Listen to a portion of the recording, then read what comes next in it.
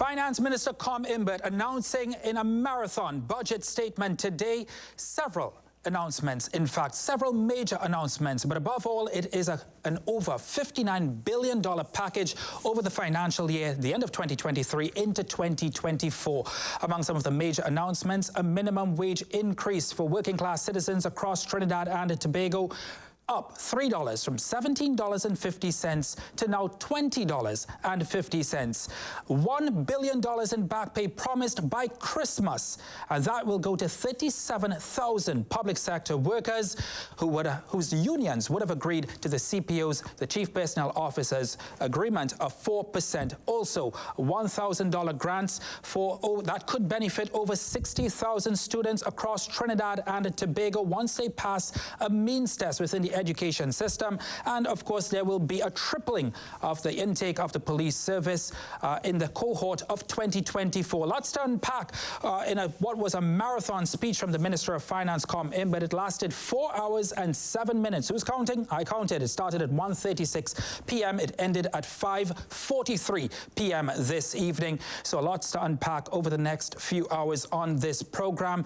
Hello and welcome wherever you're watching us from, whether it's on television or whether it's online via our Facebook live stream, whether it's in Trinidad and Tobago, outside of the Caribbean as well. We have an expert panel, a star-studded panel, including Dr. Marlene Arts, who is an economist. We also have the minister in the ministry, I should rather say the Minister of Energy and Energy Industries, Stuart Young, as well as former Minister in the Ministry of Finance in Mariano Brown, as well as an economist as well in Dr. Ronald Ramkissoon. Lady, gents, thank you very much for being on the program. We really appreciate it. We have a lot to unpack over the next hour, hour and a half. Dr. Arts, first of all, thank you very much for being here. You could have been anywhere else tonight. It's Dr. Marlene Arts' birthday today, so happy birthday to you, Dr. Arts. And happy birthday. Happy birthday. We all of Trinidad. Minister Young, should we sing happy birthday before we begin?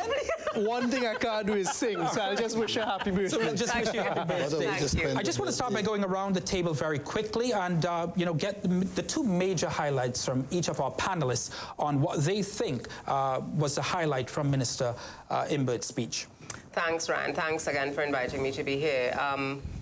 Well, if I can just focus on some of the positive things that I think came out in the presentation this evening, the focus on people, the attempt to focus on people and kind of easing some of the pressure that the population has been under, particularly the vulnerable. But I want to zone in on two counts: the issue of youth, a lot of youth incentives and youth programs focused. I saw a return of the Junior Achievement Program, which I think, certainly back in my time, which was some time ago, it was very useful in terms of creating that socialization, that space for socialization, but also creating young minds, young business minds, and young entrepreneurs. So I think that there is some usefulness there. The other side of it, in terms of what I want to focus on, is tangential to the minister's comment about the increased allocation for vehicles for the police service, and as you mentioned, the tripling of the cohort for 2024. The minister quoted, and I think it was useful to quote some statistics coming out of the CAPA division, the data analyzing unit in the TTPS. I think it was useful to use some of their data, but I felt the minister missed the opportunity to link some of the crimes that we're seeing and some of the violent offenses to actually youth participation, because I think it's a conversation to be had, the extent to which youth are now more involved in these kinds of criminal activities. So while there are some positives in terms of the programs and the incentives being, the focus being put on youth in the budget, I felt we also needed to extend that focus a bit to look at the extent of youth participation in crime and how we can address that moving forward. So I'd want to explore that as we move along this evening. Minister Young? Well, I think what the country has had delivered today, and it's the 9th budget delivered by this administration, is a budget that really focuses on the base. Exactly as Dr. Arts says, a budget that there were no imposition of new taxes. It is a well-rounded budget. It is spread to try and touch those sectors of society. So some of the important things, you have ALTA, so you're reaching out to help with adult literacy. You have a whole host of things. On the energy side, we've addressed SPT once again. As you said, on the crime and security, which as we know is a big issue with citizens in Trinidad and Tobago, we've addressed that by offering borrowing an additional $80 million in addition to what exists for vehicles and extra equipment. An intake of 1,000 people is actually more than triple the normal intake. The normal intake is between 250, 300 a year. So when these things are pulled off, it is going to have an impact. But Dr. mentioned what Dr. Atz has said. We have a whole ministry now that is focused on the youth. We're starting to see that come together, the Ministry of Youth Development and National Service. Some of these programs, the Junior Achievers, as she says, is an excellent program. I remember it as well, Marlene, when I was in school. And what it does, it teaches financial prudence at a very young age. That's one of the implications of such a program. The minimum wage. You know, there was a lot of speculation, including in today's headlines and these types of things, as to what is going to happen.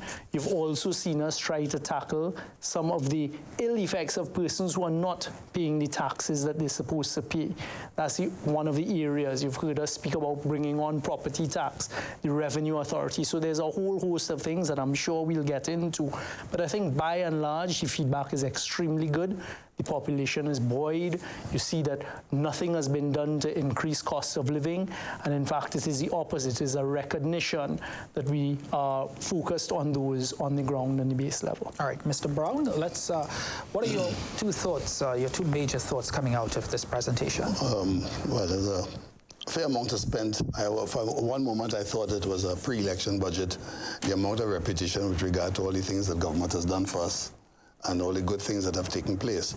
So my next question, where was all this leading to? And it still is unclear what will happen where that is concerned. We still have time to see. But at the same token, in terms of the fiscal measures, really and truly speaking, there's no real major change in the fiscal measures, really. It more or less is business as usual in terms of where we're at. So I think that the critical points would be what is going to be done that fits in with the issue of diversification over the long term.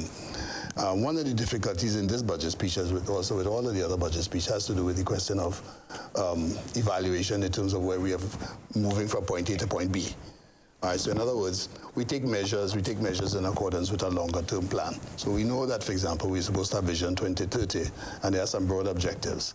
So how do the objectives in the Vision 2030 tie back into the budget speech, and what progress has been made from last year to this year?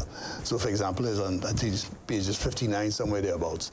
There's a repetition of the cost of energy, the cost of the subsidies, what has been done where the subsidies are concerned. All right, but the question is, okay, good, so we know all of that. What is the action? What action is going to result? I think the numbers suggest that in terms of subsidies and transfers are still eating up a significant percentage of the budget. Right, so critically, I mean, as much as we talk about things which are being done for a particular segment of the population, which is actually also pointed out in the IMF report, that the position of the government's expenditure profile is broadly acceptable in terms of dealing with the underprivileged and the under-resourced. But the bottom line is, where does it carry us? Are we better off or less off? And there was no evaluation along those lines.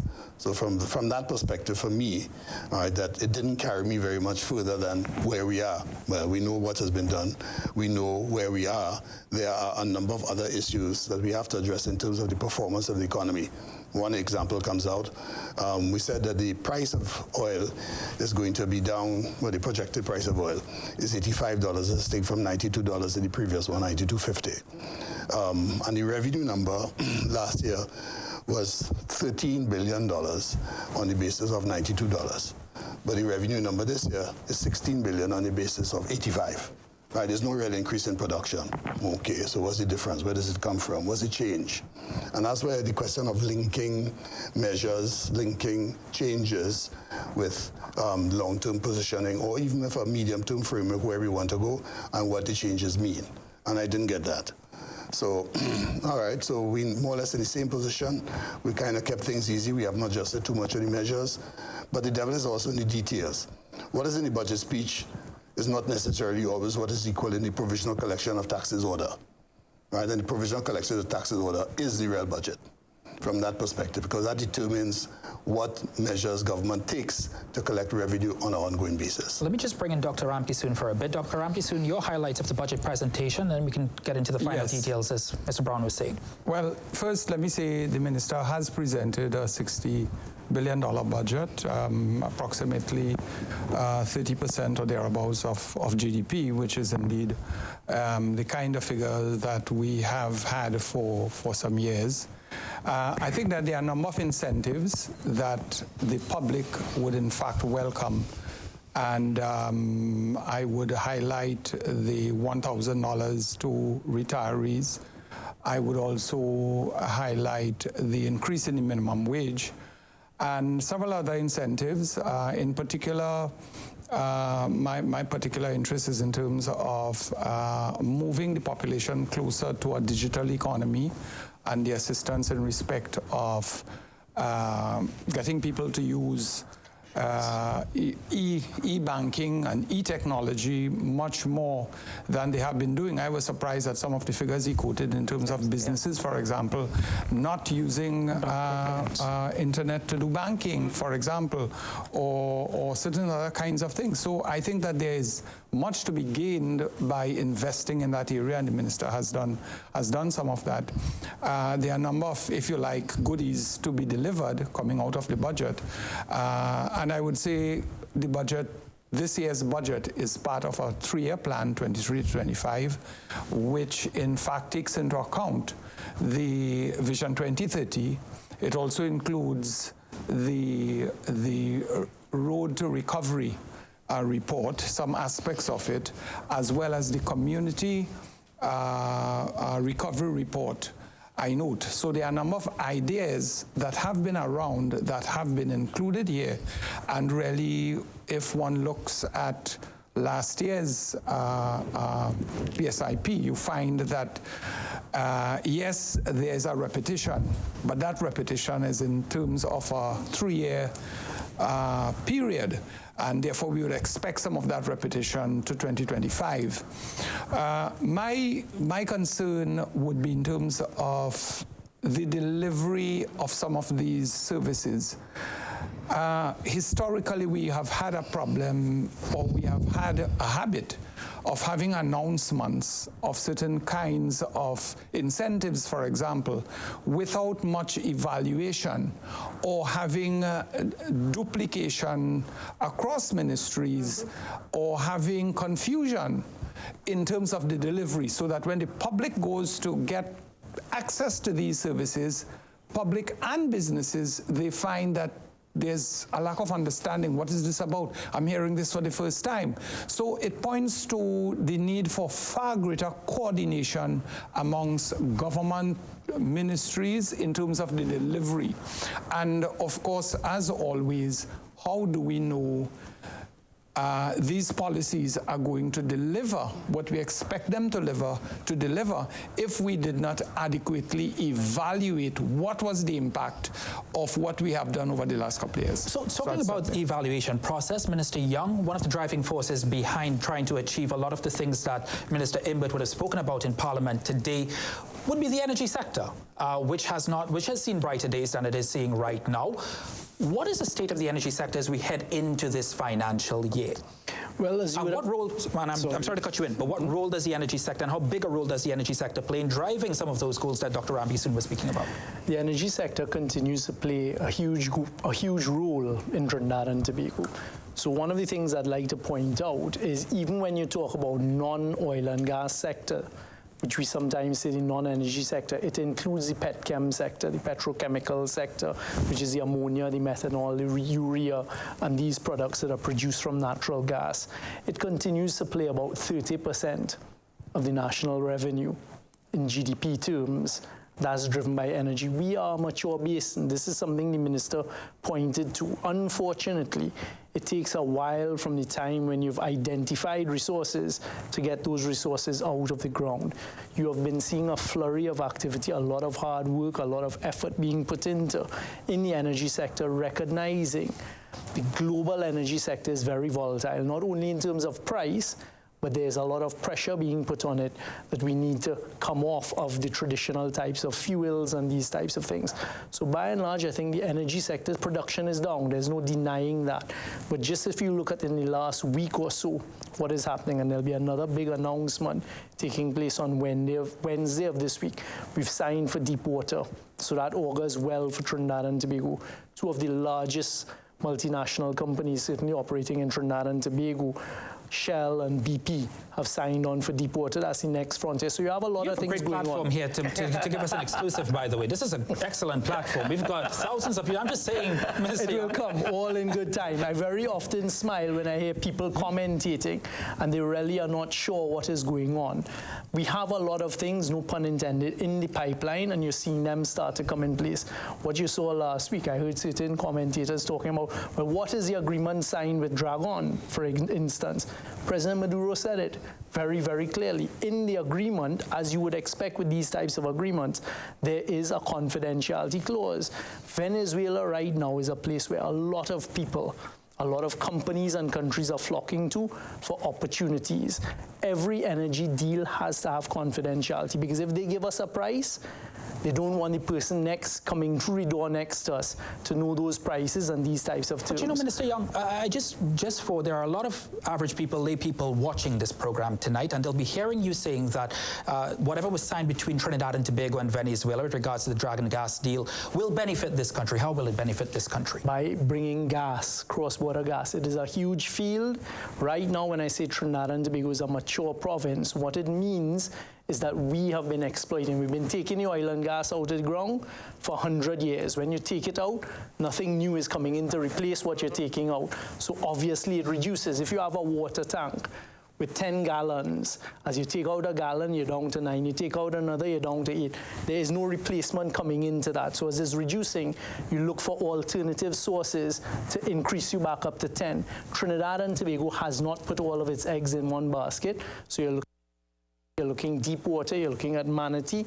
We are doing a lot. There's onshore production of gas for the first time, taking place for the first time in Trinidad and Tobago. That's with Touchstone. So there are a lot of good things happening. What it means for Trinidad and Tobago and our citizens, there is a future. There's a future economy in energy, and it's not the only place that we're placing. I heard Dr. Brown speak about, Mariano speak about, he'll get the PhD. Everybody here has a doctorate except me, right? Speaking about diversification, there are other areas we're looking at, the maritime sector, etc.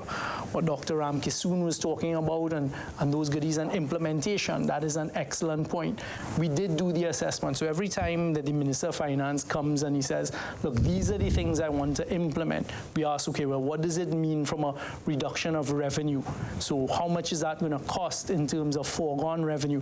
But what are the benefits, etc.? You're 100% right when it comes to the implementation. But I just wonder, Minister, I was going to say Minister Brown, but former Minister in the Ministry of Finance. Mr. Brown, I just wonder if we should be concerned as a country that we're still looking in the direction, especially when natural gas production is at such a low. Well, the answer to that is yes. The point is that you have installed plant capacity. That's it. You have installed plant capacity. It's there, right? So you can't ignore it. And in fact, the fact that it's there and not being fully utilized on some plants being closed means that you have to maximize what you have. So from that perspective, that you're stuck. The point is, it cannot be the only thing that you're depending on. I think that's the critical issue. And that's where most of the commentators has come from, precisely because it's a wasting resource. Or a non-renewable resource. Yes. Right? Yes, let's put it that way. It's a non-renewable resource. So that you find yourself in a lock-on position, and quite frankly, because of its centrality, because of its size, and because we've depended so much, you're moving from boom to bust. And that boom to bust situation creates other issues for ongoing investment. So, Dr. Atz, did you see enough from Minister Imbert in today's budget presentation to wean us off? No, it's a conversation that I've had at other fora with Minister Young, that my concern continues to be the sustainability of this path. I understand that we have to extract as much rents from the energy sector as we can, so that it allows us to make the investments, so that we can have the shift, the pendulum shift, as I call it, into other sectors that allows for the diversification. But every time we have these conversations, we come back to the same, it's almost as if we start and we conclude with the same point, the energy sector, the energy sector. And while there have been conversations about maritime and yachting, etc., that is not penetrating sufficiently into the national psyche because we still are heavily dependent on transfers and subsidies. So the dependence continues to be there. And in the foreseeable future, we're not going to have anything that is going to replace the kind of rents that we're earning from the energy sector. So there has to be a conversation that starts with the national population that says, you know, we have to do things differently, what I'd like to call structural adjustment. And I know it conjures up very bad images, but we have to start that structural adjustment, including a change in our mindsets. I made the point at something else I was involved in about the food import bill. You know, the Minister of Finance today said it's not 5 billion, which was the figure that was in my mind. It went up to 7 billion, I think, last year in terms of food import. And that is a result of our dependence on the energy sector. We import food because we normally would have the foreign exchange to allow us to import the food. All of those things have to change because we no longer have the resources coming in from the energy sector, including we have this CARICOM commitment, 25 by 25. I saw Guyana kind of publicizing their advances in terms of reducing their food import bill. 2025 is around the corner for Trinidad and Tobago, and it's clear that if we move from 5 billion to 7 billion in terms of our food import bill, we're not going to meet that target. So for me, the issue really is the sustainability or lack thereof of the current economic trajectory. And while we talk about economic growth, the economic growth is still predicated on the energy sector and primarily on the energy sector. And I think therein lies a challenge, not simply for the government, but for us, the people of Trinidad and Tobago. All right, let's head to a quick break. Thank you very much, Dr. Arts. When we come back, the minimum wage increases from $17.50 an hour to $20.50 an hour. Will that help citizens but hurt small businesses? We answer that question next.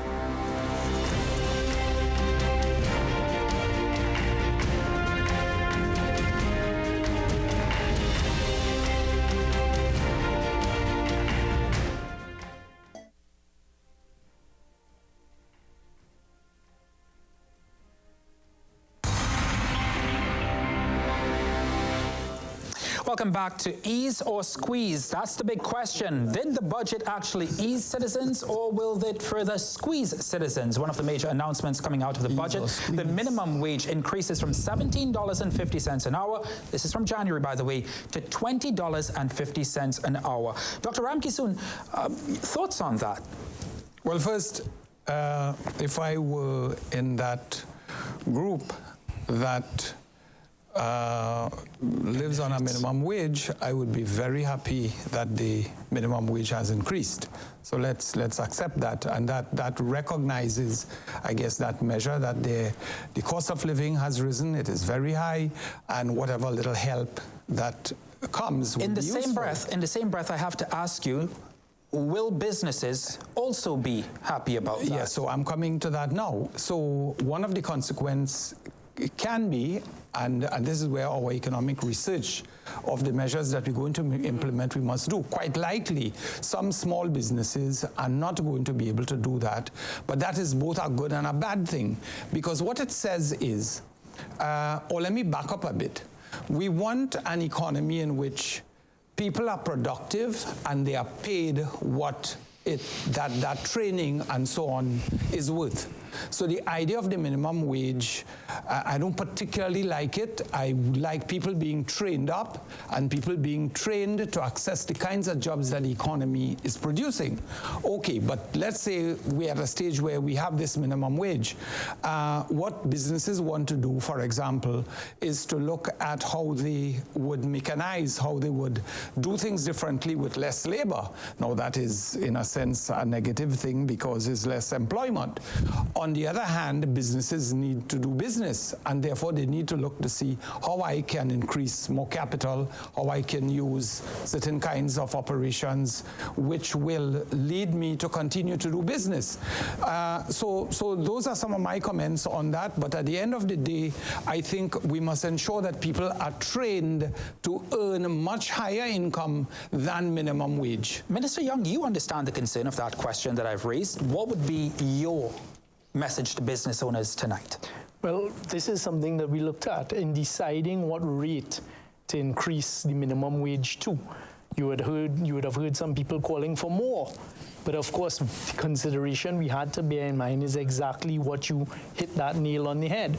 If you increase the minimum wage to, let's say, what some union leaders were asking for, $30, what does it do to the smaller businesses? What does it do to the cost of the product that they're selling? For example, a bakery, will they not just increase now the cost of the products they're selling, etc.? So it's a balancing exercise. So you believe that $3 was manageable? That is the sweet spot that we came to, $20.50. It does do, as Dr. Ramkisoon said, it's going to help we estimate about 200,000 people in our society by raising their capacity a few $100 extra in their pockets, which is going to make a huge difference. But it's not too high that it puts it at that price where businesses are now justified in raising the price and the product they're selling. So that is the spot that we found it at. Sufficient, Mr. Brown? Well, yes and no. Let's put it this way. There are 25,000 business establishments in Trinidad. How many of them employ more than 100 people? Probably about 1,000. About 1,000, not more than that. So you're talking about 24 businesses that you will call as SMEs. 24,000 businesses that are SMEs. Now, the question is how many people do they employ, and what percentage of the labor force is that, as distinct from CPEP and URP? And I'm not clear that, I don't have any feel for the numbers. I'm not clear about the arithmetic for those numbers in terms of how you arrive at them. But, I mean, those would be something that I would, need to look at to say, well, how is it going to affect it? But I know we have 24,000 businesses that are employing less than 100 people. All right? So that means a lot of them fall within what you would consider to be the SME segment, or the SME category. What percentage of that basically are at minimum wage? I don't know.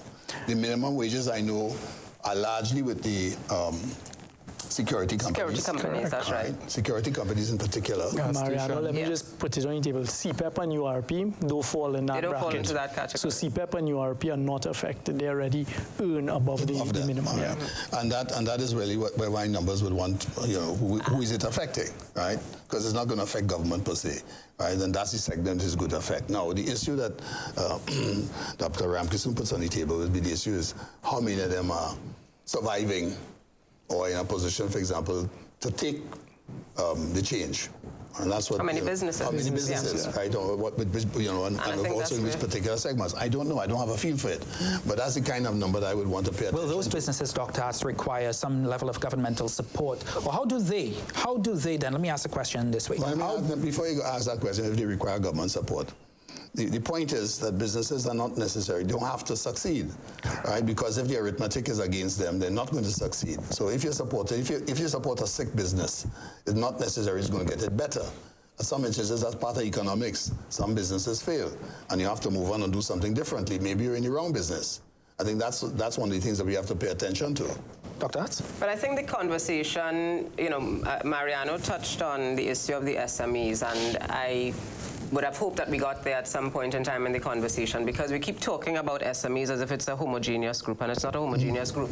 And I always like to add the M, not simply because it's significant in my name, but the micro-entrepreneurs, those people who are employing 5, 6, 10 workers for whom they would want to increase the wage. They probably pay higher than the minimum wage already, but when you layer some of the additional costs. So I'm looking, while I support the increase in the minimum wage, because I think it is almost unconscionable that people were living on $2,000 or $2,800 a month, as the case might be. I think we have to look at the wider set of issues and essentially the domino impact of this measure that we're putting in place.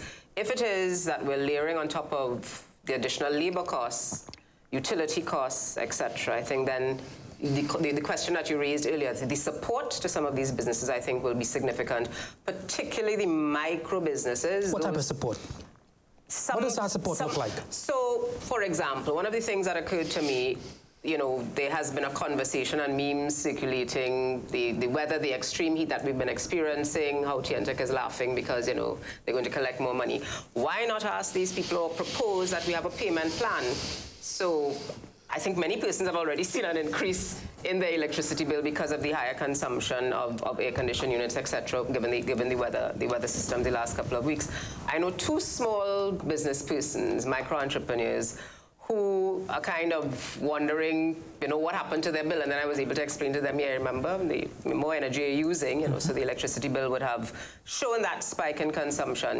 And I think a reasonable approach would be to suggest a payment plan for them, because TNTech must know that persons are, in fact, facing higher bills because of the higher energy consumption. Why not offer these businesses or vulnerable population, members of the population, a payment plan, for example, so that you stagger out the payments? So having seen like a $1,200, your normal bill is $1,200, you're now seeing it at $1,500 and $1,600, which some people have actually said to me their bills have increased. So is that kind of support? It's not a transfer or subsidy or something like that that puts a further strain, but it's something that helps them in terms of managing their business operations. Because what can happen is that if the businesses think that they're under too much strain, if you're working a 5-day work week, they can decide that they will reduce your number of days to 3 hours, to 3 days for the week, which means that you still are going to come off a little bit worse for wear in terms of the increase, or, you know, the increase that was meant to benefit you at the lower end of the salary scale. You might be worse for wear because the businesses simply can't afford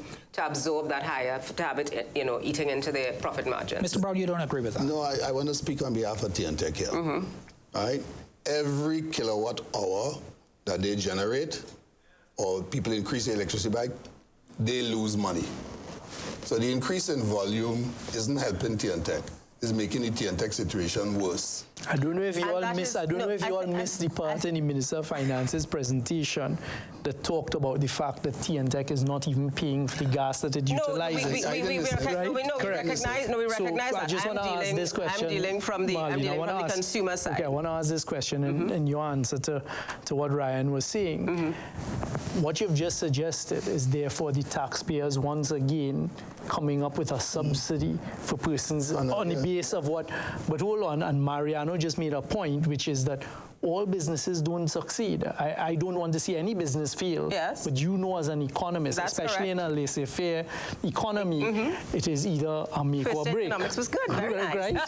Correct? Yes. So therefore, is it reasonable for the taxpayer now, in an instance like that, where you're consuming more electricity, to say, okay, because it's really a roundabout, you know, is the left hand or the right hand giving it? So you say it's not TNTech, but you're saying the taxpayer now must give them I'm not saying you're not paying at all, you know, I'm simply saying that we find a way to facilitate. And Mariano could disagree with me, but I'm saying that there are circumstances that are facing people. Let's allow Dr. Ramkisoon to get in something here. What I would say, let's step back and recognize that for years we have been wasting electricity. Yes. And I think that's where we have to start, that we need to bring our prices more in line with what the reality is, what the market says. And therefore, there are some businesses that businesses need to pay their way. If electricity costs X%, okay, and that is how much electricity I use, then I need to look, this is how the market works, I need to look for an alternative. Maybe solar is better, maybe something else is better. Maybe I should be in another kind of business. Ronald, my point is that not all businesses are created equally, and I think that is what I want us to recognize. So when we talk about SMEs and we throw all SMEs in the same basket, not all of them have the same coping capacity, and that is what I'm saying. We need to step back and understand that. I agree with that. So that is my starting position. So here's the coping mechanism, right? The coping mechanism is about trading, which is the point that he was making from the start, right? That if you have to help businesses, you have to help them so that they can. You have to pull them up. You have to pull them up. Okay, so there's a great measure that's in this year's budget that is doing that. That's the whole UTC program where we're putting more money in it. The entrepreneurs, which is a word that we saw today at Cabinet for the first time. UTC and it's doing exactly ventures, yes. Correct, and it is doing that because the SMEs do need that help that Mariano has just referred to. They need somebody to sit and say, listen, how do you cost your product?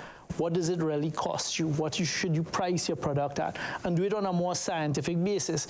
If you sell something for $5, it doesn't mean that you have $5 to then run out and spend straight away. Because you have costs. So these are some of the things that we're trying to do. It comes back to the whole junior achievers. You're trying to get in at a younger age, and it's trying to build that financial understanding and literacy, but inside of that, I don't want the opportunity to pass me because it's an ideal opportunity for us to segue into what is a very important conversation. At some point over the next financial year, Minister Young, this country, citizens of this country can expect a hike in their electricity rates. This is a huge topic of discussion. Minister Gonzalez spoke to CNC3 News. He said it was not going to, he confirmed to us it was not going to come in the budget presentation today. But RIC, it is before an independent body called the Regulated Industries Commission. We can expect it at some point over the next financial year. How important is it going to, how big a change is that going to be in the lives of Trinbagonians? We were just talking about that Trinbagonians should be paying, Dr. Ramkissoon was saying it, Trinbagonians, both businesses and residential areas, should be paying a more accurate figure when it comes to the electricity they consume. So I think that I was very disappointed that you all interrupted that conversation, because I'm sitting here listening to the economists talk about it and making the submission about the rates of electricity. So I am sitting back and I'm listening, because they're the ones who need to carry that conversation, explain to the population what is going on, what is being faced. Now, RIC can make a recommendation. What then happens with the recommendation is when we, the cabinet, will then get involved. So I am not sure what will happen. I am not sure what their recommendation is going to be. But I would like to invite the panelists to talk to the population at this stage about what they were just saying, that it is heavily subsidized. What does that mean? What needs to happen? We accept as a nation that it is incredibly subsidized, and it may be immature to think anything other than that. Dr. Atz, you said this week to us as a television station that Trinbagonians aren't ready for such an increase. No, I think what has happened there, it's part of the energy sector legacy that we have, that we become extremely comfortable and used to subsidies. Subsidies essentially run our lives in Trinidad and Tobago. I have not known anything other than a subsidy in my lifetime. And it needs to change, and I want to be very clear that I accept that it is unsustainable for us to continue to have these large transfers on subsidies. The government simply cannot afford it. The energy sector, which is the primary source of revenue streams to the government of Trinidad and Tobago, that is challenged. Minister Young himself admitted that, not in so many words, but he admitted that it is challenged. Minister of Finance himself said that. But there has to be a process by which, one, the population understands what is happening, and I think sufficient information is provided to them. But also, two, I also think that timing is everything. I think the population, we're coming out, and I'm not against or in any way, discounting the fact that we need to kind of move to perhaps some more market-driven kinds of prices in some segments of our economic systems, but it is the how and the timing, and the population really needs to understand what is happening to them. I thought, for example, the explanation provided today by the Minister of Finance on the property tax, yet again, I thought that was a useful explanation to allow people to understand that this is not going to be some significant amount of money that you have to pay that is going to put any significant hardships on you. And that kind of conversation, it can't simply be that saying that the RIC is going to recommend and then the government is going to see where it lands, what is appropriate for the government. But Dr. Ramkissoon, can we afford to wait, as Dr. Atz is suggesting, we may have to phase it in a little bit. Can we afford to wait when TNTech is paying a highly subsidized rate for natural gas that is actually in demand in this country? Well, I want to step back a bit, because the story didn't start from this year or last year. The economics literature talks about the mineral-based economy being a blessing or a curse. Part of that curse, and I don't particularly like the word because it is what policymakers do that cause the negative thing, and I would point out and remind ourselves that diversification was mentioned in the very first development plan, 1958 to 62. So since 1958, prior to it has been about diversification.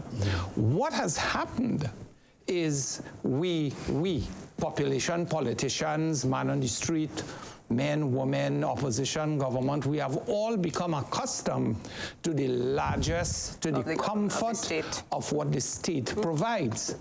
And therefore, I have a bit of a concern when we expect that the public would automatically adjust to any price increases in hard times when successive governments have encouraged the population to believe that there is something called a free lunch.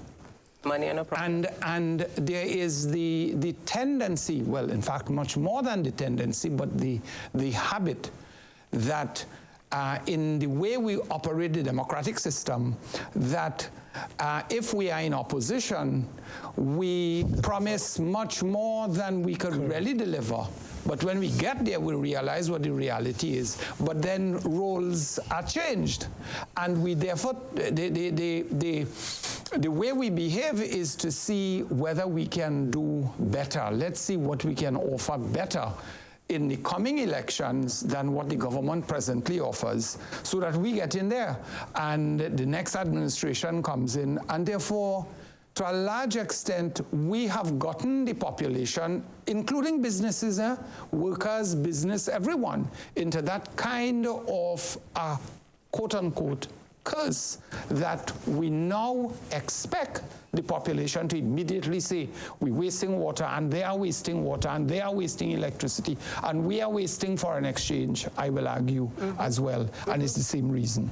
All right. Unfortunately, Dr. Ramkissoon only has a short time with us. It's a very busy night for him. He won't be able to stay with us for the entire program. We're going to take a quick break. When we come back, Dr. Indira Sajiwan will join us, economist as well, to continue unraveling the 4-hour, 7-minute budget presentation Finance Minister Colm Imbert delivered today. Stay with us.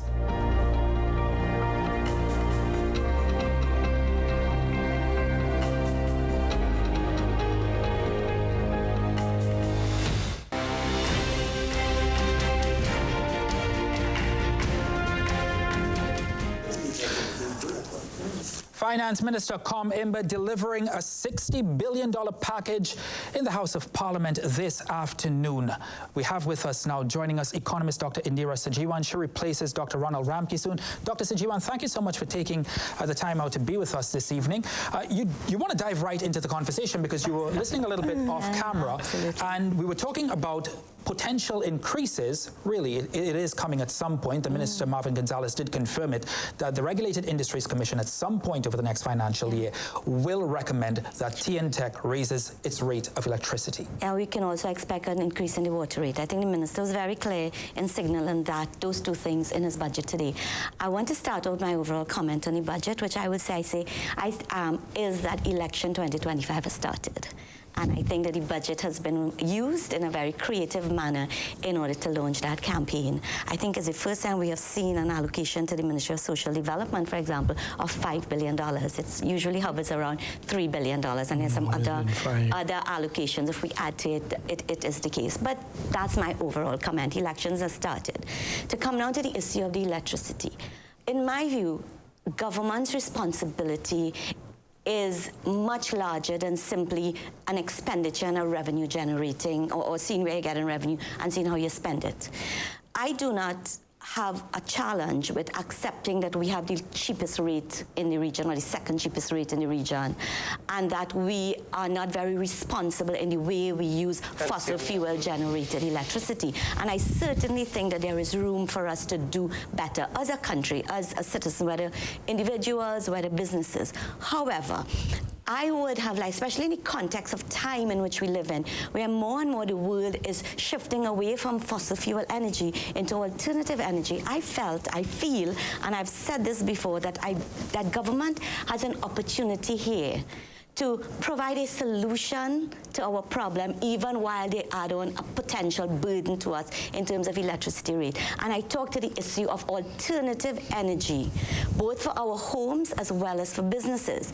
If we look at what the fiscal package offers currently with respect to solar energy, it simply to households gives us an incentive for solar water heater. And there is some convoluted thing, and I can't really even understand the legalese in terms of providing some kind of incentive. But what I'm saying, and please allow me to finish, is that I do believe that government should find a mechanism, use its relationship with a country like China that produces solar panels, in order to bring it in a scale and at a cost, provide fiscal mechanism through financial support to individuals and households, maybe run a pilot project in a community, much like the budget spoke to is being done for NGOs, and therefore allow hours. And I want to say to you that our sister islands in the Caribbean are doing this. But they don't have a choice because the Minister of Finance. But we are at that point as well. No, but that has been We driven. The Minister are of at Finance that outlined. point. The Minister of Finance outlined in great detail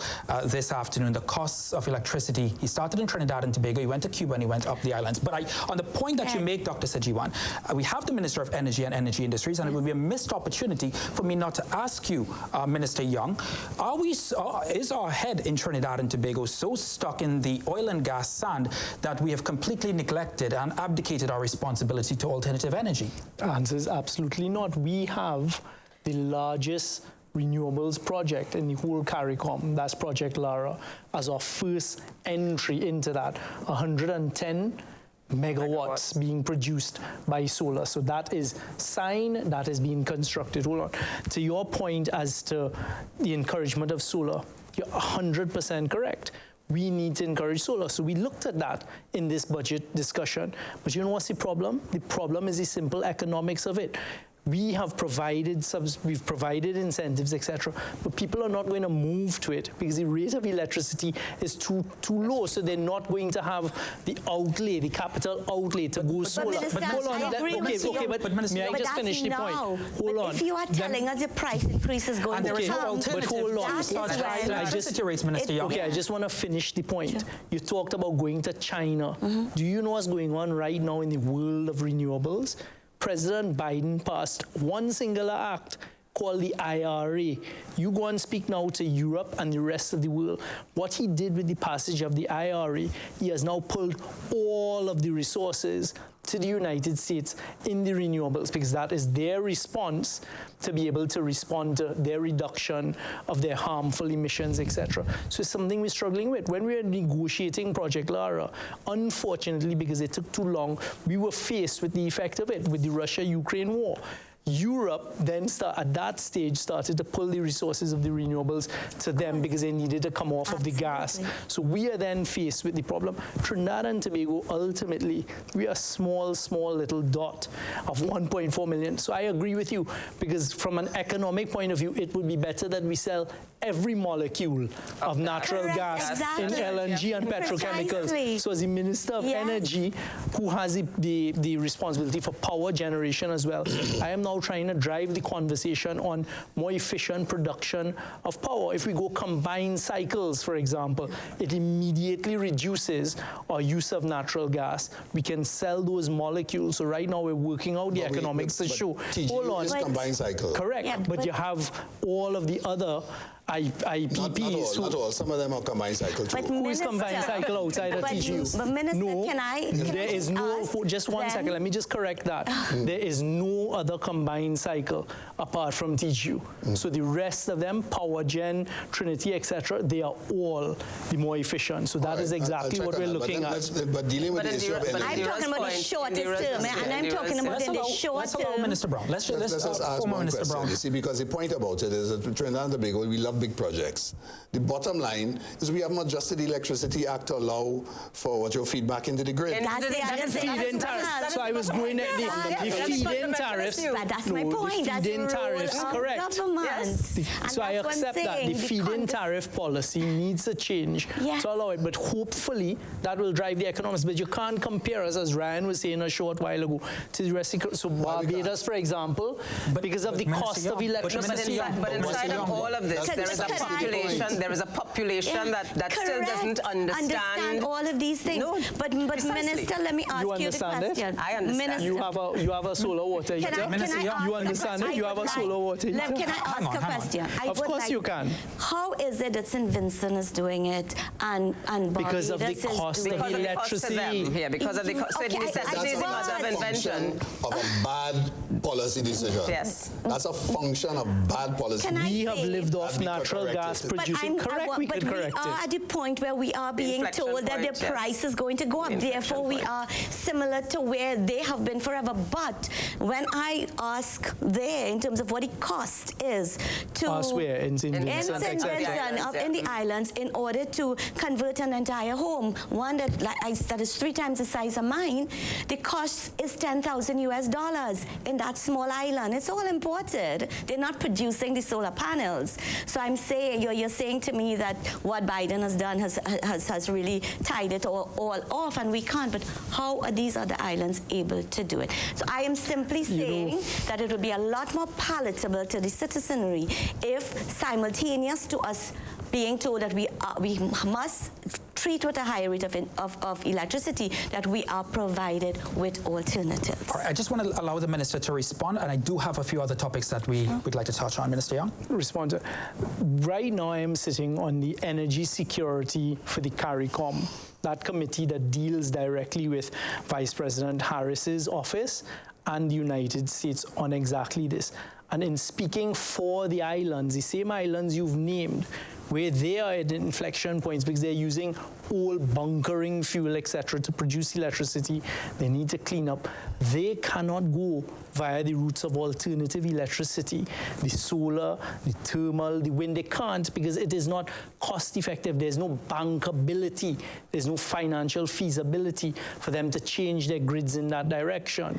So that is the reality of what I'm facing. If you say a house could convert 10 for 10,000 US, then that is something that we should do. That is news to me, that if I could spend 10,000 US, if I had it, that I could convert my house into solar, that would be great. So if it is that the government needs to look at no import tax, no customs duty on solar, I am certain that is something that can be done. The feed-in tariff, I've heard Minister Gonzalez speak about that. That is something that's been looked at, and that is something that needs to happen. It needs to happen. Barbados is different. When I was 16 years old flying into Barbados, every single house, and that's 32 years ago, had it because of the cost of electricity. Former Minister Brown. The issue about solar panels, what you're looking at it. Barbados doesn't have natural gas producing electricity. That's the truth. The solar panels that you're looking at were for water heaters.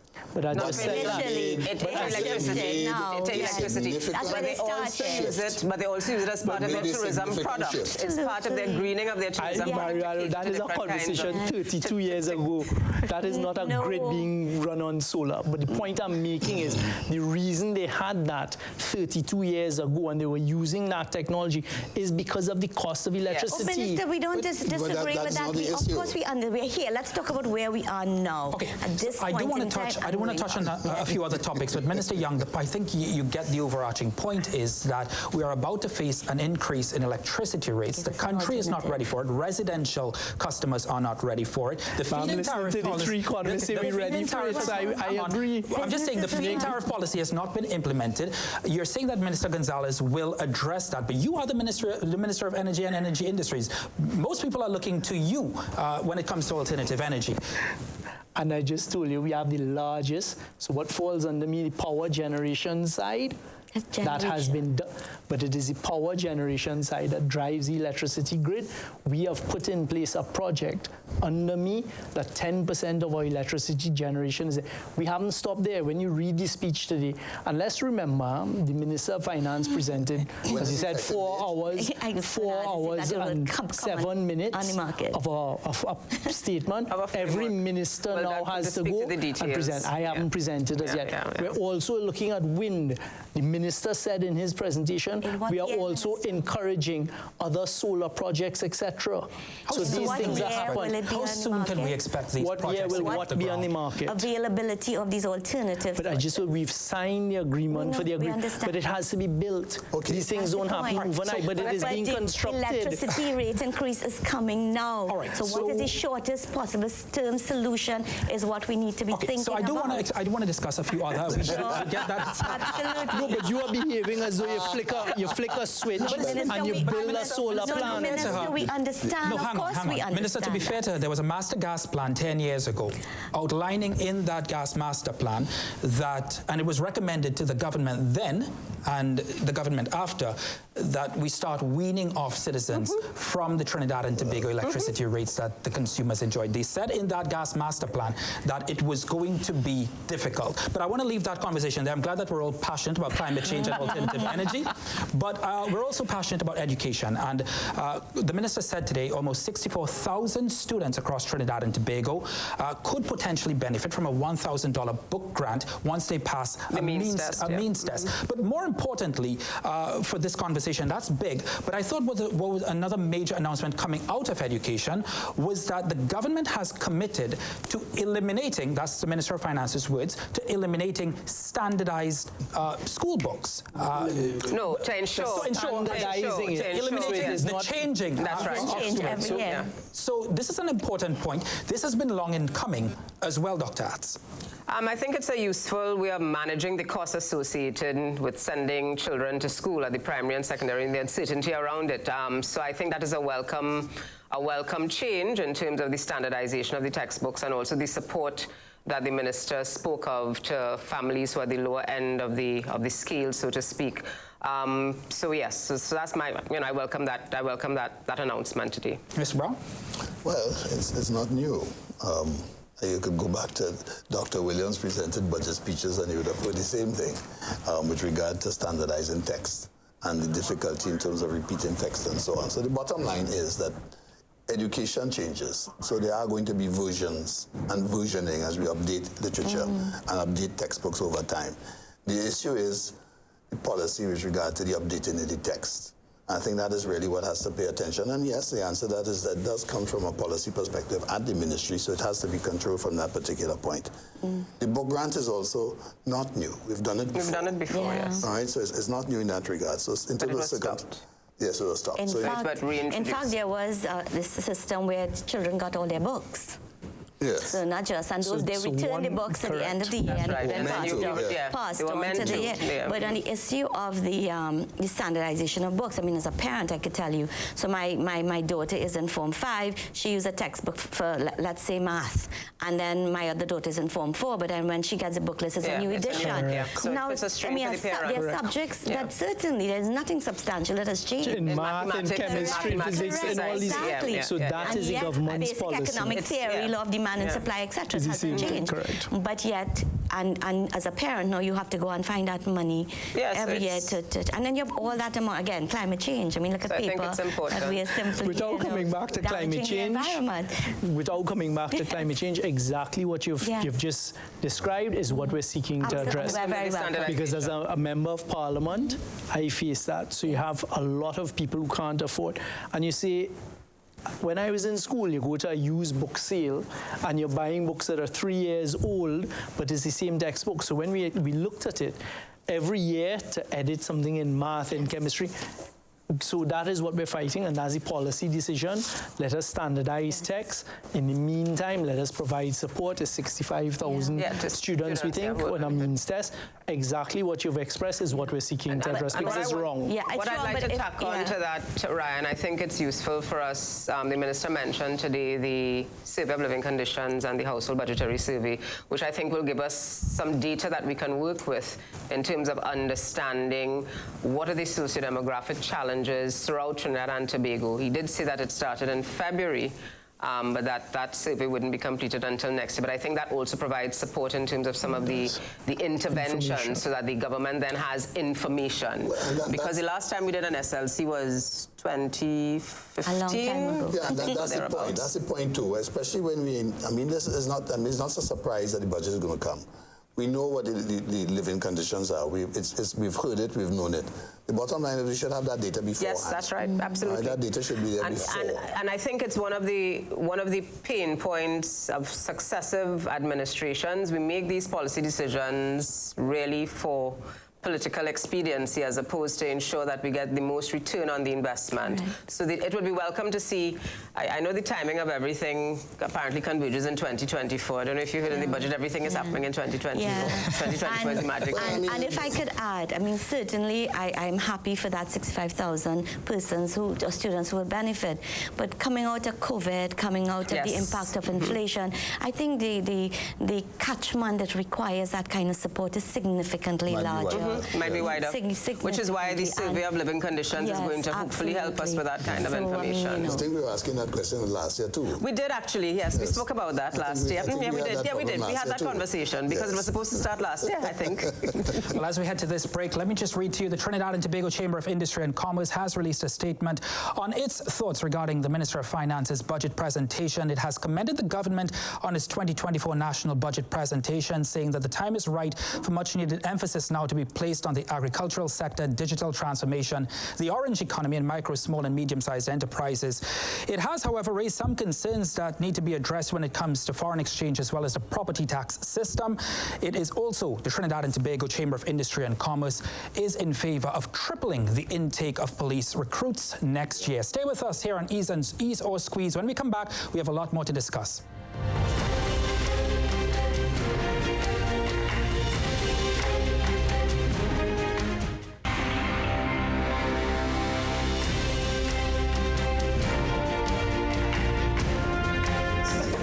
The Finance Minister has committed to tripling the intake of police recruits from 300 all the way up to 1,000 in the year 2024. That was one of the major announcements coming out of a speech that lasted 4 hours and 7 minutes today. I don't think that was a record, by the way, Minister Young. I think last year was 4 hours, 10 minutes. The decision, as I just read before we headed to that break, Dr. Atz, has been welcomed by the Trinidad and Tobago Chamber of Industry and Commerce. It's also been welcomed by you. You mean to increase the intake?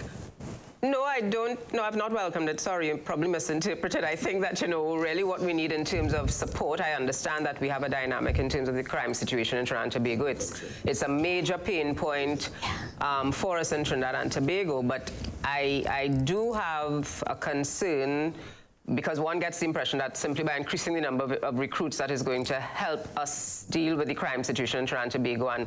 And if that is in fact the intention, then I think we're sort of not quite addressing the core challenge. We need to get engaged in preventive action as opposed to simply having more officers, more boots on the ground to respond. And we already know that we have a challenge in terms of police officers responding. And coupled with the additional recruits, we also have now $80 million to have new vehicles and those sorts of things. I really do think that there needs to be a more systematic approach to addressing the issue of crime and security in Trinidad and Tobago, and to ascertain whether or not the current institutional framework that we have in terms of the Ministry of National Security and all of its attendant arms, whether they are fit for purpose in terms of the kinds of activities that we see. I don't want to miss the opportunity for us to go back to 2013 when Professor Selwyn Ryan and his team did the report on gangs and youth involvement in crime and violence in Trinidad and Tobago. And they suggested at that time, that committee suggested some very significant recommendations in terms of the education system, for example, how we kind of spotted and treated with youth at risk at that time so that we kind of capture them and address some of the issues, some of the social issues, the socialization issues, the family issues that they may be experiencing before they got themselves into a life of crime and criminality. So while I hear the increase in numbers, the other thing is that we're also taking this 1,000 recruits from the same pool, the same ecosystem in terms of the socialization and some of the challenges that we see among our youth in the country. So I would have suggested a slightly different approach in terms of how we treat with this, but maybe in the end it will all help us reduce the numbers. What was the thinking behind it, Minister Young? Behind the intake of the police? Tripling the intake. Okay, first of all, let me say that this is not the sole provision being utilized by the government to address the issues that Dr. Atz has raised, because she's right. So you'll have, when the Minister of Education is making her presentation to Parliament, I'm sure she will say that the Cabinet has recently approved new policies with respect to education that will address some of those issues, because not everyone is built for academics. Not everyone is going to excel at academics. So what do we do in providing alternatives to just this traditional traditional go to school in an academic environment as opposed to other opportunities. We're the first government to have a ministry, as I said earlier, for youth development and national service, where we're trying to provide options as well. So you don't have to turn to a life of crime. Here are various options. Get involved in agriculture and these types of things, tech work, etc. With that measure, you do need more boots on the ground. So it is the policy behind that is to provide more boots by natural attrition, retirement, persons leaving the service, etc. You have more persons or equal leaving and coming in. So the only way to provide more boots on the ground, because it is necessary. There's not one single measure that is going to be the panacea and the solution for what we're facing. We're very, very concerned. It's only one solution. I hear what you're saying about it's coming from the same pool, etc. But you can't say, well, there's one pool, so don't do anything. Well, I'm assured by the Minister of National Security, they have a more focused vetting system going on right now, and screening system where that is happening. We had it recently with the intake at the Defense Force, where a number of persons were rooted out before because of the type of screening that we're now insisting on. So these are some of the measures that are being put in place. It does need to have more. That's why you heard us do the crime symposium on public health. Just today, the Prime Minister passed to the Minister of National Security and myself a report that has just come in on these are the measures, the recommendations that need to be followed up on this whole violent crime is a public health issue, and we are getting additional help. So hopefully we'll begin to see some of the results. Mr. Brown, should the population feel a little bit better tonight about the crime situation from what they've heard in the budget today? Well, I think they would want to feel better. They want to know that something is happening. But the issue is, the issue of screening police recruits is not new. And the difficulty with screening recruits and getting adequate information is also a problem that is a pre-existing problem. It's not a new problem. And the point that Dr. Atz makes with regard to recruiting from the same pool is a significant issue. So that I don't know that increasing the number is going to change issues. If we look and do some comparisons, and there are reports which have done it, I think which are available to the government, I'm sure, in terms of looking at arrest rates, who has been arrested, what is the educational qualification, and so on. I've seen some numbers with regard to 2019 report. So there are issues that they certainly are aware of, and they have to make some policy decisions with regard to that. Now, there may be an issue with regard to how we treat with the police, given the changes that would have been made in 2006. Right, now, that's a significant issue, right, because the ability to influence, because in a sense, they're an independent authority. You have control only in terms of the budgetary allocation. The outside of that, the actual discipline, the structure, the management, and so on. Literally, the police service appoints literally only the commissioner, plus some deputy commissioners. Everything else is taking place inside of that. So what's the review process? How do we satisfy ourselves that it is working? Well, there are some significant issues where those things are concerned, and I'm not clear. If we go back and we look at the numbers, you would find that in the Caribbean, we have a tendency to, the number of policemen employed per 100,000 per population is high. It's about 2 to 3 times what you call the international number. So we're not suffering from lack of police numbers. No. Right? The issue is the management, the methodology that we employed, and particularly how we deploy the resources. For example, buying more vehicles. There's a continuous issue. I mean, when I was in government, the whole issue became how do we manage the fleet, and the fleet isn't standardized, right? So we have this vehicle, that vehicle, that other. I mean, you do know in other police services, they select a vehicle on the basis of its performance. Its performance characteristics, right? So it fits the purpose. What is in city, what's on highway. 2 completely different types of vehicles, right? But you don't have more than 3. Right? If we look around, we find that and three manufacturers, right? So that makes the whole question of service, part servicing, and so on. It's like having an airline with 4 different types of airplanes or 5 different types of airplanes, but you only run in X number of routes. You want to standardize, common size. It makes it cheaper to manage and run over time.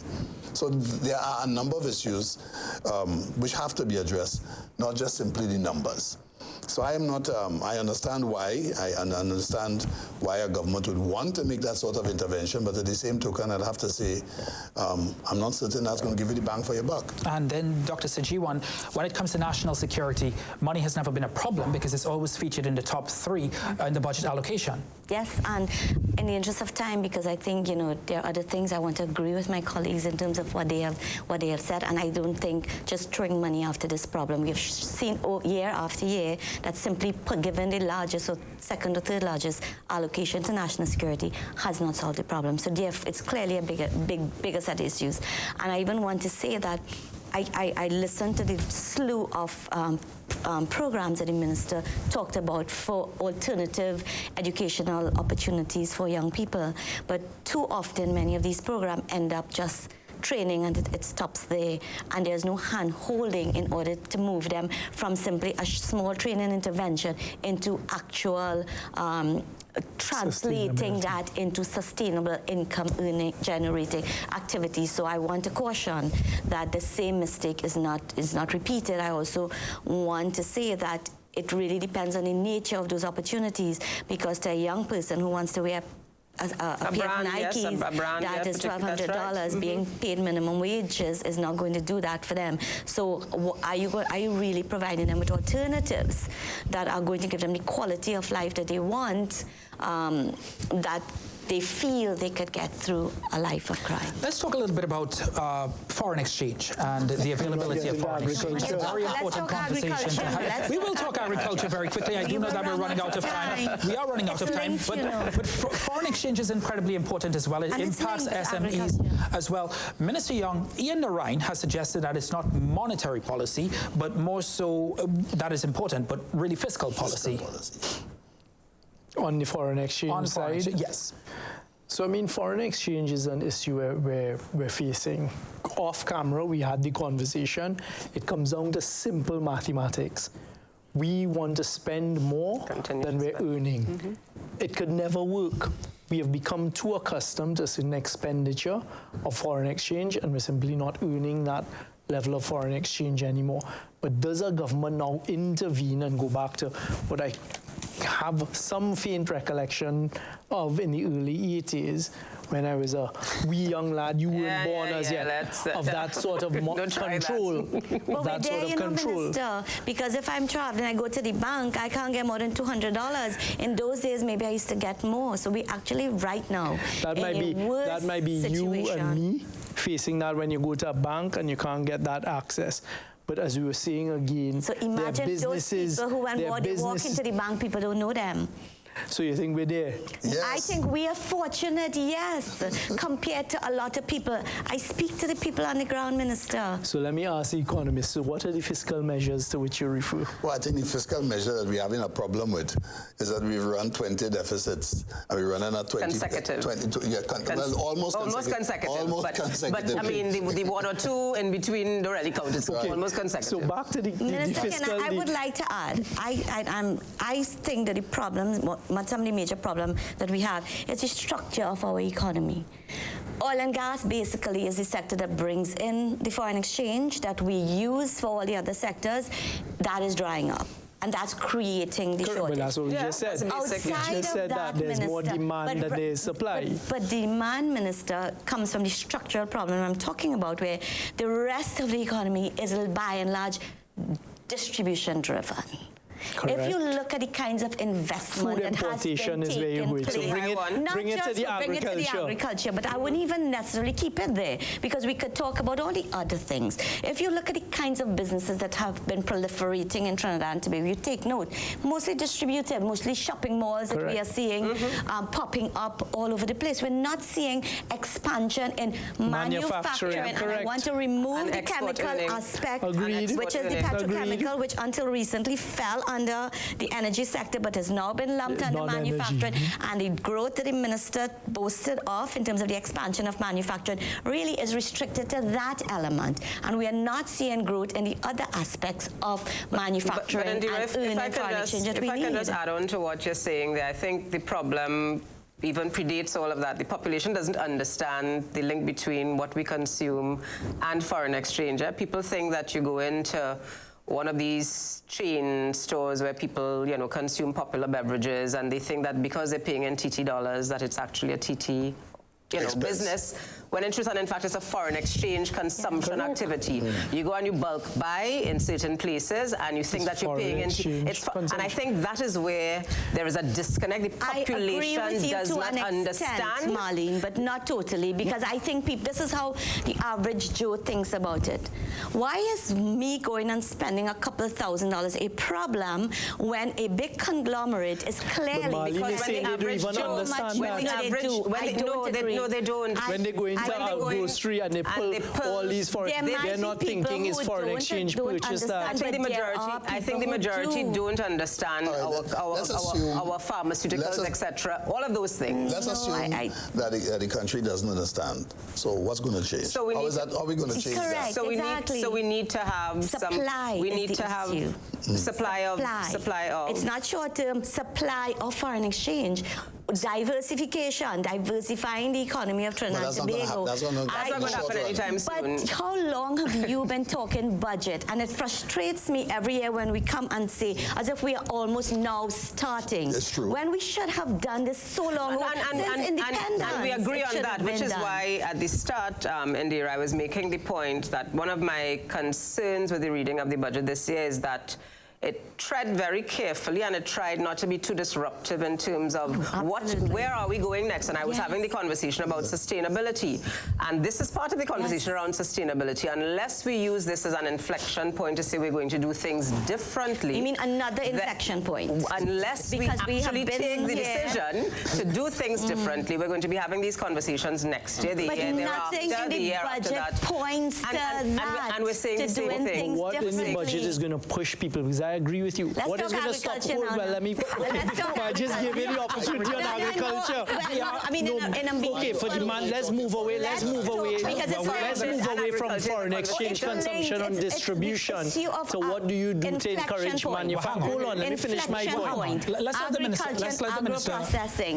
the minister finish his point. But sometimes you may ask the minister to let Dr. Sargent on. I'm not saying anything. But this is, quite noticeable. But Minister Young, for SMEs looking on to this program this evening, we still haven't answered the question of how we are going to make foreign exchange accessible to them so that they can keep their businesses afloat. The Minister of Finance has said that he's working with the central bank and the banks, and they're reviewing that. So let us wait for them to come up with some sort of system. But allow me just to focus on the point that you were making, and I have not interrupted you. On the manufacturing point, because right now, too large a part of the economy is based on what, as you say, distribution. You're using foreign exchange to purchase something, and bring it in, put a markup on it, and sell it. Okay, but may I finish the point? Yes, you can. So how do you now move someone away from that to manufacturing?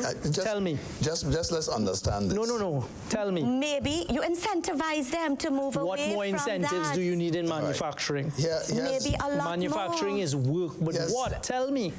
You have to link it to what we can produce as primary inputs. Price mechanism. If you price foreign exchange in such a way, yes.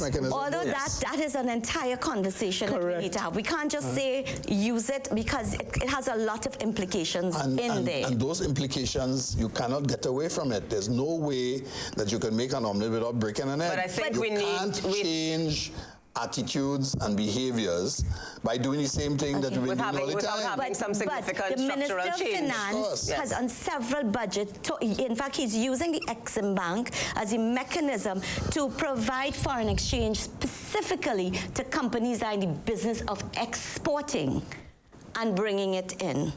But I would very much like to see an analysis of that, because I have information that tells me that companies that are in the business of distribution, which is, let's remind the public, simply using our foreign exchange, buying from the rest of the world, bringing it, slapping a market, and selling a markup and selling it back to us, are in fact accessing money from that very fund. So Minister, not just pharmaceuticals, other things as well. Can I finish mine? So Minister, you asked me what are some of the mechanisms? That would be one mechanism to ensure sure that that policy that you put in place and you put our scarce foreign exchange into the Exim Bank for is used for that purpose. Can I ask a question? That's one. Which is the country that has the largest manufacturing base? Which one do you mean, Which globally or country in the of the region? 194 countries in the world? Germany? Which country Or has the manufacturing, largest manufacturing base? manufacturing, I In thought you this were point in SME. time, in China? It's China. Yeah. What percentage of China's economy is manufacturing?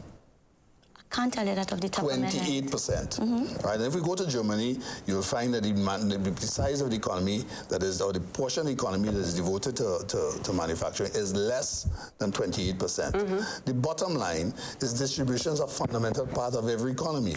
The fundamental issue with regard to transferring resources from point A to B has to do with the price mechanism. Of it, yeah. And if we are underpricing or we are sending Signals. the wrong signals.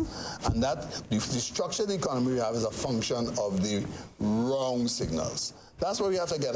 We have to basically But face explain that. what you mean by that for the population, because I want you to say to the population what you mean by that. Bottom line for that is that if we want more foreign exchange and we don't, and there's greater demand than there is supply, the only thing that could change is The demand price. is the price. And Which is what? A devaluation of the dollar? And they don't have to have any the concept of devaluation. So what is it that you're saying? The price is going to take place. The price is going to change What in the will the marketplace. market do? The And price by will the go which way? And by the way, Which way will the price go? our relative pricing changes every day because we are pegged to a dollar that moves. So relative to any other currency, we devalue and revalue depending upon what happens to the US dollar. Mario, That's the reality. That's not theory. That's not theory. That's a I fact. want to stay on the economy very quickly, Dr. Ask. And the agriculture sector. I do want to stay on the economy, and one of the important points that I really like to ask you, Minister Young, is that we have had an influx of Venezuelan migrants coming into Trinidad and Tobago. Yes, that was supposed, right, and that was supposed to, some economists say that can boost our economic prospects. Was that catered for in this budget? Economic You mentioned 4 hours and 7 minutes. wasn't mentioned. But it was mentioned. So what do you mean if it was catered for in the budget? Does the government then, I'm asking, have a plan to incorporate, how do we incorporate these Venezuelan migrants in order to boost our economic prospects in this country? They are here. I think the last count we would have had was about 20,000. I might be wrong. That is a bad count. My math Plenty isn't more. that good. We're upward of 100,000. I assume the Venezuelans who are here are working in the economy. Those who are here, we gave them an opportunity in 2019 to register, whether you came in legally or illegally. One of the decisions behind that was to allow exactly what you have said. We recognize this economic migration. The government continues to allow registration. We have immigration laws in Trinidad. The immigration laws don't just permit persons to enter the country illegally and insert themselves into the economy. Whether a policy decision will be taken with respect to that, that was not addressed in this budget. But what we have done, and we were the first in the Western Hemisphere to do it, was we allowed a registration, whether you came in legally or illegally, you can be registered, which will permit you to work legally in the economy. So we've done that. What takes place now is going to be market structure, but it has to take place within the confines of the law. So you can't just walk across the border illegally and begin to work in the economy legally. That is not the current government policy. If I could just sort of jump in here, and I think I want, for my own understanding, to reconcile the minister's statement, the lack of mention on the migrants in today's budget, but also CARICOM's coming out of the last CARICOM heads of government meeting, the fact that there is now going to be greater movement, greater oxygen breathed into the CSME where CARICOM nationals are supposed to be able to move. How do we reconcile that in terms of the carrying capacity in our Caribbean countries where we have this migrant issue? We have, again in today's budget presentation, conversations around skilled persons being able to move freely through the CARICOM region, and I think there has to be a conversation. It may not have been mentioned to the minister, but I think there ought to be a conversation around how do we reconcile that and deal with the carrying capacity issues in our own jurisdiction, because there is also the conversation around migrant children attending schools. So there really has to be some kind of policy, overarching policy framework that allows us to deal with this, and whether or not we can in fact identify sectors such as the agriculture sector. I know Indira has been wanting to bring in that, the agriculture sector, other sectors that can allow, that can feed into the diversification conversation, but also use this additional supply of labor as it will. I'm told by people from the agriculture sector that they're not equipped for the agricultural sector. They're not also interested in it, the Venezuelan migrants specifically, but there's also the issue of the impact on the social sector, on the healthcare system. Absolutely. I mean, you know, if we register them, we should find mechanisms. We registered them in 2019. We're not continuing a new registration we process. should find a means to do more than just registering. Well, we need to have a policy. I don't know. Yeah.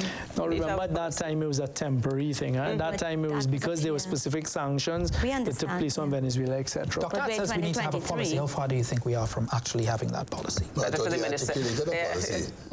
Correct. So it's The policy is, so that is the policy. The policy is we have immigration laws in place, and you have to and we abide by the law.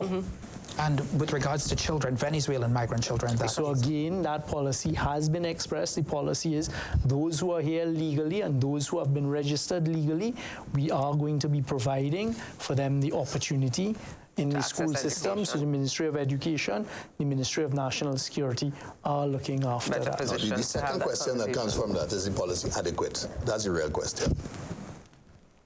When we look at the illegal, if we say that there is 100,000 Venezuelan migrants in Trinidad and Tobago, Minister Young. If who says that? You just said it's 20,000, you jumped to 100,000. Hang on.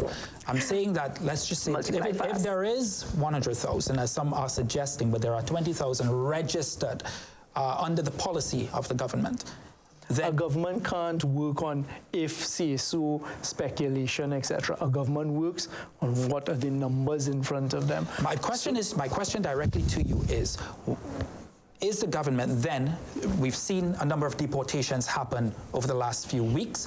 Once illegal Venezuelans are found to be living in the country, is it the government policy then that there will be deportations? The answer is yes. I've answered that 3 times. The government will abide by the current law on the books, which is the Immigration Act, that you can't enter a country legally and just stay here. Well, let's put it this way. I understand the point that you've made, all right? And my experience, and I have to declare, I'm a Venezuelan descendant, all right? And there are many people in Trinidad who are, right, included in what you call political party, as well as amongst our business community. My mother was orphaned here when she was about 5 or 6 years old, and the Trinity family came across. I think she had several applications for what you call the Ministry of National Security with regard to her immigration status. Eventually, she was recognized as a resident. But after living here for literally 82 years, she was never recognized as a citizen. That, unfortunately, and that level of jingoism still remains part of our national policy. Right? And there's a severe weakness where that is concerned. And that is something that we have to take on. Bottom line is, if we have a lot more Venezuelans who are here, and I think everybody recognizes that, at some stage in the game, we ain't going to be able to deport them all. We can't. We haven't been able to do it, quite clearly. So there's some things that we're going to have to change. And if we don't educate the children, if we don't find a way to put the children in the system, by the way, we're going to be creating a problem for ourselves. Yes. So there's a couple of things that we have to, so I ask the question, is the policy adequate? Right, so I understand what the policy says. I understand what it says, right? But I'm not certain that is appropriate to the circumstances in terms of what we have to achieve and what we need to do. I think that is what we have to talk about. So let me just say, that is the policy at the current time. As we know, governments continue to review policies. Now, with respect to your particular instance that you've just given, Mariano, it doesn't surprise me that was the circumstance that was meted out to your mother, but the truth is, in law, once you've attained permanent residency, it's a process to then the citizenship. So again, that's law. I was Minister of National Security for a number of years. I used to complain for exactly those types of situations. why, if this person has been a permanent resident for all this time, and now in law, because I'm also a lawyer, the law permits them to apply for and to be granted citizenship, why isn't the file making a recommendation, or why can't you find the file, and these types of things? So there needs to be proper efficiency in the implementation, which was a point Dr. Ramkissoon was making a short while ago. I think that everybody knows by now we've seeped over 9 p.m. That's the time that we were supposed to finish. Minister, I know you've had a very long day, and you also have some other engagements tonight. We're going to finish around 9:15 p.m., but we did seep over specifically to make sure we address agriculture. Dr. Indira Sajiwan's sector. She wants to ensure that we do it, and our producers were adamant that it's very important that we do it. You mentioned the food import bill, Dr. Atz. You thought it was $5 billion. The Minister of Finance said $7 billion. That's correct. Dr. Sajiwan, I'll give you the first take on this one. Did you hear enough to encourage farmers, to encourage those within the agricultural sector to bridge that gap, to lower that import bill? I heard a lot. I mean, the minister certainly spoke a lot about food security and its importance, and he talked about removing all the taxes from the agriculture sector. Yeah. I mean, I don't think he provided enough detail on any of these things, and I appreciate it's just his budget statement. And he talked about the youth program, the homestead, and the shade, Shade house. I know that last year, and on top of the budgetary allocation, there was a $500 million. He said this year 400 million. This year he has added on $4 million. 400 million. And then 100 and something. Having talked about how important that food security is, and I want to put that in the context of the world in which we live in. We are already facing a food crisis in the world, and it's only going to worsen. And countries that are producing food, that are our major sources from which we get food, they are doing things like curtailing the amount that they are exporting.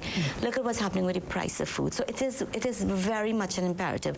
And the minister's words certainly spoke to that, and I was very grateful for that. But when it came down to the actual allocation to the sector, $1.4 billion. I mean, mind you, it was the largest ever that the sector has gotten. Not ever. Yeah, I think the largest. Ever? 1.3 was the largest before this.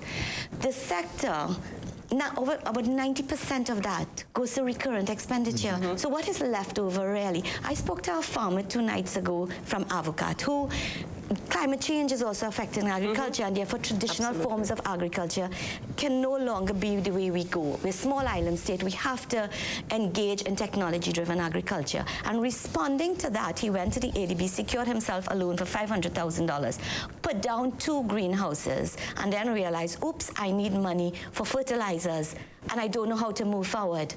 Goes to the ADB, I said IDB, I meant the ADB, goes back to the ADB, and they tell him, well, he has to reschedule his loan, and he has to increase his loan. That's the reality of farmers on the ground. So even traditional farmers who want to transform themselves, there's a disconnect between the policy environment, fiscal and support, and what is happening on the ground. And I don't know that sufficient is being done to ensure that those who are in the business of agriculture are involved. Because there are a lot of pockets of important activity in agriculture that is happening, that as a country, and again, Minister, we talk about how do we incentivize the export.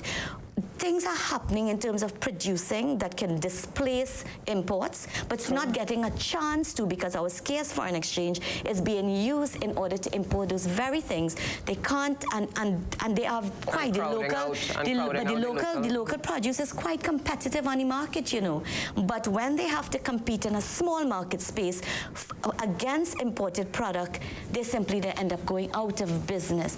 And the youth program, I would really like to get a breakdown in terms of what is happening. Is it sufficient to take young people? I don't know what their level of training in agriculture is, and you give them a homestead and you put them in agriculture. Do they have the experience? That's the second part of the program. The first part is the theory, the first part is the classroom, teaching them, monitoring them, mentoring them. But more than a partnership with the University of the West Indies, because I could hold the University of the West Indies to task when it comes to agriculture, given that we started there. Where is the partnership with the farming community? Where are we? Because maybe we need to put these young people in apprenticeship programs with farmers so that they learn the business of it. Unfortunately, Dr. Saji, when I see I see Minister Stuart Young looking at his watch, and we are running out of time. But I do very not enough money allocated. At the very least, agriculture should have gotten upward of $3 billion, and that's still small if we really are serious about moving the agricultural sector. And no agricultural extension officers. Well, we could talk about so many things. It continues to contribute less than 1% of our GDP. That has not moved. The minister talked about cocoa and coffee and all kinds of things, but production has not moved in years. All right, let's just go around the table very quickly. Mr. Brown, closing remarks on the budget 2024 fiscal package. Well, I think I'm waiting for the provisional collection of taxes ordinance to make certain that there are no other changes other than what was announced in the budget. And I think that's when I will feel much more comfortable with regard to a final opinion. But the bottom line is that as it stands, there's really no, I don't think there's any significant change to move us away from what we're doing. All right, Minister Young. Well, it was a good budget. I think it provides stability. No way, Minister Young. Well, then why ask my opinion? Why ask my opinion? I'm joking with you. Minister Young, your closing It is a good budget. It is a stable budget. Taxes haven't been increased. We are reaching out to help those on the base. It's not only minimum wage. In national security, one of the things I did not hear addressed here tonight, and I'm going to plug for it, is we know that most of these crimes are being committed with illegal firearms. We're tackling that. That's $90 million contract being awarded to try and get more lockdown on the legal ports, which we know are a problem. So we are reaching out. The $1,000 book and school grant for persons who meet the means test. I've listened to your panel tonight. It's an excellent panel. I've taken on board a lot of the suggestions made. And at the end of the day, I think the people will judge your budget at the necessary time. Dr. Hatz. My final word is a little provocative, couple provocative words. I think when we're entering a phase where we have scarce resources, and we acknowledge that we're entering a phase where we have scarcer resources, I would have liked to see a lot more coordination in terms of what the literature calls a whole of government approach. So Indira's conversation around the agriculture sector, there is an opportunity to link that to SMEs in terms of SMEs involved in the agriculture sector, link that to employment, link that to export, link that to foreign exchange earnings. And I feel that, again, the inflection point, we need to do things differently. Don't always agree with what Mariano says, but I think there is an opportunity, a missed opportunity for us to identify, and maybe it will come out in the individual presentations, for us to identify some of those flips to take the economy forward and wean us off of our over-dependence on the energy sector, which, as Minister Young said here tonight on national television, we are in fact challenged in that sector. So we need to bring that message to the population and start that change that we would like to see so that we can have a more sustainable Trinidad and Tobago. Thank you very much, Dr. Hass. Thank you very much to our panel, including Dr. Ramki Sood. I'll have to take your cocoa and your agriculture comments, as unfortunately we're out of time. But thank you so much for joining us. But you started the agriculture conversation. You get I'll have to leave it there for now, Dr. Hass. But thank you so much for joining us for Ease or Squeeze here on CNC3 Television. We really appreciate it. And we can't wait to see you next time. Have a good night.